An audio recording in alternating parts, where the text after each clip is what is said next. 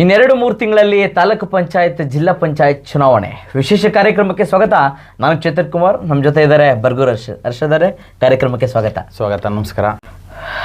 ಅನೇಕ ವರ್ಷಗಳ ಕಾಲ ನೆಲಗುದ್ದಿ ಬಂದಿರತಕ್ಕಂಥ ತಾಲೂಕು ಪಂಚಾಯತ್ ಜಿಲ್ಲಾ ಪಂಚಾಯತ್ ಚುನಾವಣೆಗಳಿಗೆ ಸರ್ಕಾರ ಗ್ರೀನ್ ಸಿಗ್ನಲ್ ಕೊಟ್ಟಿದೆ.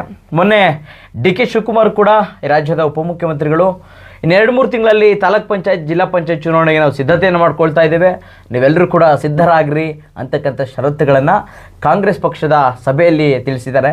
ಇದರಂತೆ ಹರ್ಷದ್ ಅವರು ನಮ್ಗೆ ಗಮನಿಸಬೇಕಾಗಿರೋದು, ಅನೇಕ ವರ್ಷಗಳ ಕಾಲ, ಒಂದು 5 ವರ್ಷ ಒಂದು ಟರ್ಮು ಮುಗಿದೇ ಹೋಯಿತು. ಅನೇಕ ರಾಜಕಾರಣಿಗಳು ಎಂದು ತಾಲೂಕ್ ಪಂಚಾಯತ್ ನಡೆಯುತ್ತೆ, ನಾನು ಎಂದು ಆಕಾಂಕ್ಷಿ ಆಗ್ತೀನಿ, ನಾನು ನಿಲ್ಲಬೇಕು, ನಾನು ಮೆಂಬರ್ ಆಗಬೇಕು ಅಂತ ಕನಸು ಕಾಣ್ತಾ ಇದ್ರು. ಅವರಿಗೆಲ್ಲ ಗ್ರೀನ್ ಸಿಗ್ನಲ್ ಅಂದರೆ ತಪ್ಪಾಗಲ್ಲ. ಎಸ್, ವಿಶೇಷ ತಾಲೂಕು ಪಂಚಾಯಿತಿಯ ಒಂದು ಚುನಾವಣೆ, ಜಿಲ್ಲಾ ಪಂಚಾಯಿತಿಯ ಚುನಾವಣೆ ಘೋಷಣೆ ಮಾಡಿರುವಂಥದ್ದು ಸಾಕಷ್ಟು ಲಕ್ಷಾಂತರ ಅಭ್ಯರ್ಥಿಗಳಿಗೆ ಒಂದು ಲಡ್ಡು ಸಿಹಿ ಹಂಚಿದಂಗೆ ಇದೆ ಚೇತು. ಯಾಕಂದ್ರೆ ಒಂದು ಗ್ರಾಮ ಪಂಚಾಯಿತಿ, ತಾಲೂಕು ಪಂಚಾಯಿತಿ, ಜಿಲ್ಲಾ ಪಂಚಾಯಿತಿಯಿಂದನೇ ಒಬ್ಬ ಅಭ್ಯರ್ಥಿ ಅಂದ್ರೆ ಗ್ರಾಮೀಣ ಭಾಗದ ಅಭ್ಯರ್ಥಿಗಳು ರಾಜಕೀಯ ಜೀವನನೇ ಶುರುವಾಗೋದು ಆ ಒಂದು ಕ್ಷೇತ್ರದಿಂದ. ಹೌದು, ಈ ಒಂದು ತಾಲೂಕ್ ಪಂಚಾಯತಿ, ಜಿಲ್ಲಾ ಪಂಚಾಯಿತಿಯ ಚುನಾವಣೆಯಿಂದನೇ ಗೆದ್ದಂಥ ಸಂದರ್ಭದಲ್ಲಿ 2ನೇ ಸ್ಥಾನದಲ್ಲಿ 2ನೇ ಅವಧಿಯಲ್ಲಿ ಮತ್ತೆ ಅವನೇ ಆಯ್ಕೆ ಆದಂಥ ಸಂದರ್ಭದಲ್ಲಿ ಅವನು ದೊಡ್ಡ ಮಟ್ಟದ ಲೀಡರ್ ಆಗಿ ಬೆಳೆಯೋಕ್ಕೆ ಒಂದು ವೇದಿಕೆ ಸೃಷ್ಟಿ ಮಾಡ್ದಂಗೆ ಇದೊಂದು ತಾಲೂಕ್ ಪಂಚಾಯತಿ ಆಗಲಿ ಗ್ರಾಮ ಪಂಚಾಯತಿ ಆಗಲಿ.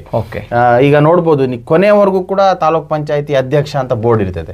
ಮಾಜಿ ಅಧ್ಯಕ್ಷ, ಮಾಜಿ ಜಿಲ್ಲಾ ಅಧ್ಯಕ್ಷ, ಗ್ರಾಮ ಪಂಚಾಯತಿ ಅಧ್ಯಕ್ಷರವರು, ಚೇರ್ಮನ್ ಅಂತ ಹಳ್ಳಿ ಭಾಗದಲ್ಲಿ ಕರಿತೀವಿ.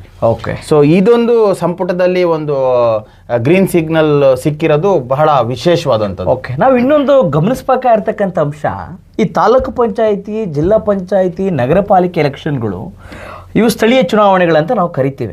ಯಾರು ಬೆಳೀತಕ್ಕಂಥ ಹಂತದಲ್ಲಿರ್ತಕ್ಕಂಥ ರಾಜಕಾರಣಿಗಳಿಗೆ ಈ ಚುನಾವಣೆಗಳು ಅವರ ಮುಂದಿನ ಭವಿಷ್ಯದ ರಾಜಕಾರಣಕ್ಕೆ ದಾರಿಗಳಾಗ್ತದೆ. ಖಂಡಿತ. ಯಾಕೆಂದ್ರೆ ಇವತ್ತು ರಾಜ್ಯದ ಮುಖ್ಯಮಂತ್ರಿಯಾಗಿ ಸಿದ್ದರಾಮಯ್ಯನವ್ರು ನೋಡ್ತೇನೆ, ಡಿ.ಕೆ. ಶಿವಕುಮಾರ್ನ ನೋಡ್ತೇವೆ.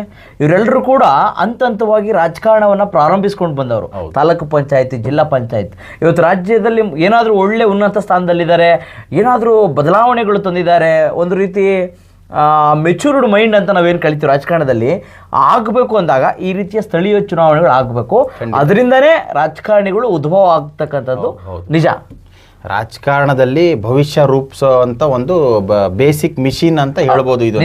ಸೊ ಈಗ ಚರ್ಚೆಯಲ್ಲಿರೋದೇನಪ್ಪಾ ಅಂತಂದ್ರೆ, ಒಂದು ಕಡೆ ಮಾರ್ಚ್ ಅಲ್ಲಿ ನಾವು ಮಾಡ್ತೀವಿ ಅಂತ ಹೇಳಿದ್ದಾರೆ. ಈಗ ಪ್ರಿಯಾಂಕಾ ಖರ್ಗೆ ಅವ್ರಿಗೆ ಮುಖ್ಯಮಂತ್ರಿಯವರು ಸೂಚನೆ ನೀಡಿದ್ದಾರೆ, ಕ್ಯಾಬಿನೆಟ್ ಅಲ್ಲೂ ಕೂಡ ಓಕೆ ಆಗಿದೆ. ಸೊ ಈ ಚುನಾವಣೆಗೆ ತಯಾರಿ ಮಾಡ್ಕೊಳ್ಳೋರು ಮಾಡ್ಕೊಂತಾರೆ. ಇದ್ರ ಮಧ್ಯೆ ಬಹಳಷ್ಟು ದಿನಗಳಿಂದ ಕೆಪಿಸಿಸಿ ಅಧ್ಯಕ್ಷನಾಗಿ ಡಿ.ಕೆ. ಶಿವಕುಮಾರ್ ಅವರು ಒಂದೇನು ದೊಡ್ಡ ಮಟ್ಟದ ಸ್ಟೇಟ್ಮೆಂಟ್ ಕೊಟ್ಟಿರಲಿಲ್ಲ. ಪಕ್ಷದ ಕಾರ್ಯಕರ್ತರ ಆಗು ಹೋಗುಗಳ ಬಗ್ಗೆ ಕೆಪಿಸಿಸಿ ಅಧ್ಯಕ್ಷರೇ ಡಿಸಿಷನ್ ಮಾಡ್ತಾರೆ. ಕಾಂಗ್ರೆಸ್ ಪಕ್ಷದಲ್ಲಿ ನೀನು ಇರಬೇಕು, ನೀನು ಬೇಡ ಅಂತ ಒಂದು ಗಟ್ಟಿಯಾಗಿ ನಿರ್ಧಾರ ಮಾಡುವಂಥದ್ದು ಡಿ.ಕೆ. ಶಿವಕುಮಾರ್ ಅಲ್ವಾ. ಟಿಕೆಟ್ ನಿನಗೆ ಕೊಡ್ತೀನಿ, ಕೊಡಲ್ಲ ಅಂತ. ಸೊ ಈಗ ಒಂದು ಕೆಪಿಸಿಸಿಗೆ ಒಳ್ಳೇದಾಗುವಂತಹ ಚರ್ಚೆನೂ ಕೂಡ ಮಾಡಿದ್ದಾರೆ.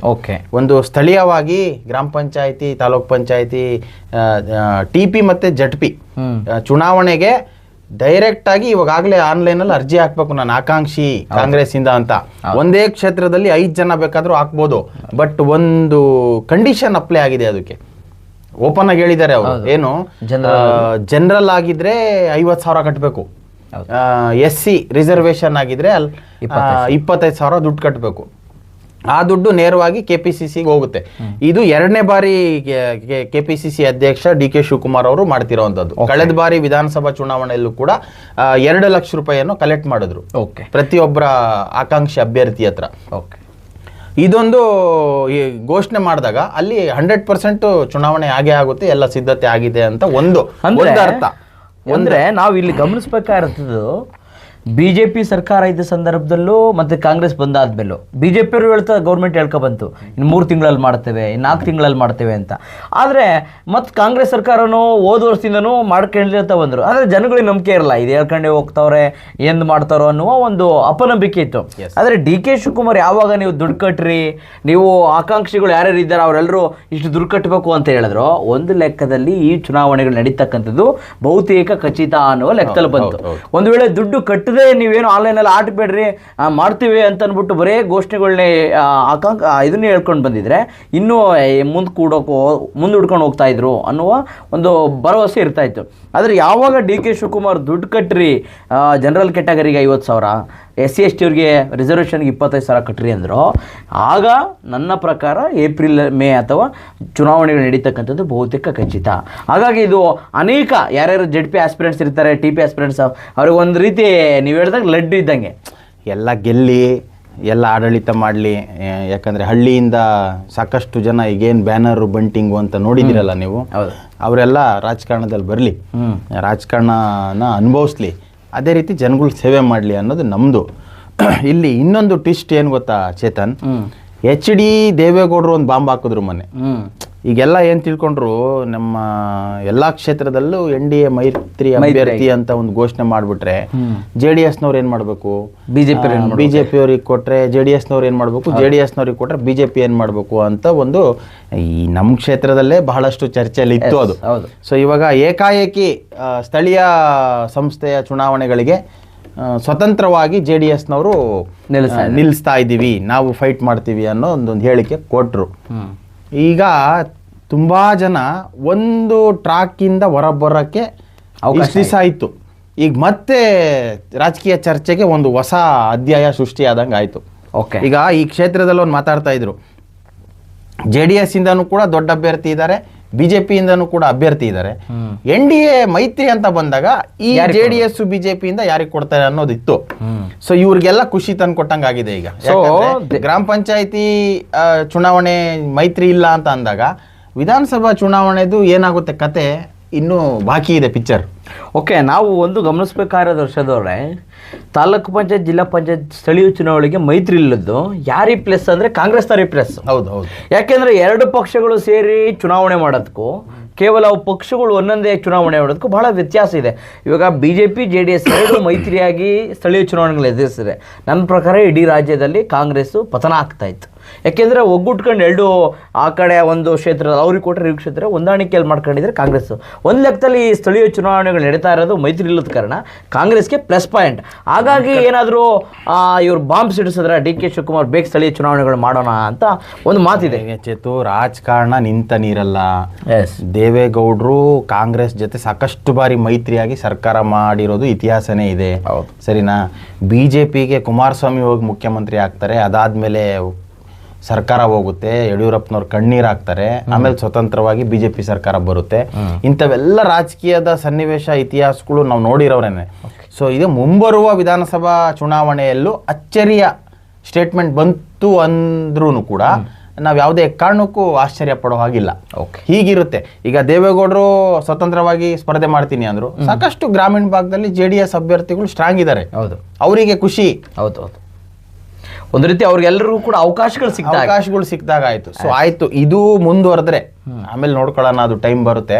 ಸೊ ಈಗ ಈ ಅದ್ರ ಜೊತೆಗೆ ಮುಖ್ಯಮಂತ್ರಿಯ ಜಟಾಪಟಿ ನೀವು ನೋಡ್ತಾ ಇದ್ದೀರಲ್ಲ, ಸಿದ್ದರಾಮಯ್ಯ ಅವರು ಹೈಕಮಾಂಡ್, DK ಶಿವಕುಮಾರ್ ನೋಡಿದ್ರೆ ಹೈಕಮಾಂಡ್.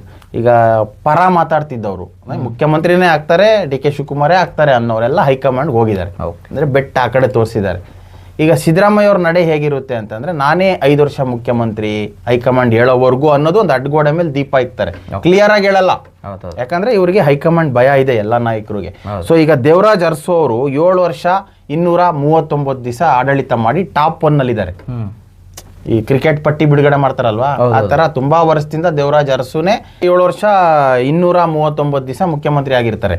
ಸೊ ಅದು ಬ್ರೇಕ್ ಆದ್ಮೇಲೆ ರಾಜಕೀಯಕ್ಕೆ ಹೊಸ ಟ್ವಿಸ್ಟ್ ಸಿಗುತ್ತೋ ಅನ್ನೋದು ಕಾದ್ ನೋಡ್ಬೇಕಿದೆ. ಈಗ ಯಾರೋ ನವೆಂಬರ್ ಅಂದ್ರು, ಯಾರೋ ಡಿಸೆಂಬರ್ 6ಕ್ಕೆ ಹಾಕ್ತಾರೆ, ಜನವರಿ 6ಕ್ಕೆ ಹಾಕ್ತಾರೆ, 9ಕ್ಕೆ ಹಾಕ್ತಾರೆ ಅಂತ ಅಂದ್ರು. ಇವೆಲ್ಲ ಗೋಜುಗಳಿಗೆ ತೆರೆ ಬಿದ್ದೈತಿ ಇವಾಗ.